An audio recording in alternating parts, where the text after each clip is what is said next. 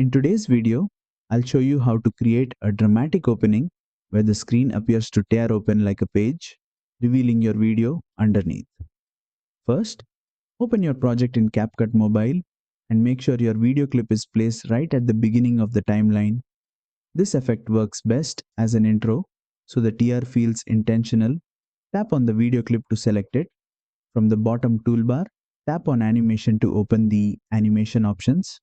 Next, switch to the In tab. This section controls how your video appears at the start. Scroll through the animation list until you find Tear Up, then tap on it to apply the effect. Once applied, the screen rips open with a paper tearing motion, creating a strong and emotional reveal. Use the duration slider to control how fast the tear happens. Shorter duration makes the tear sharp and aggressive.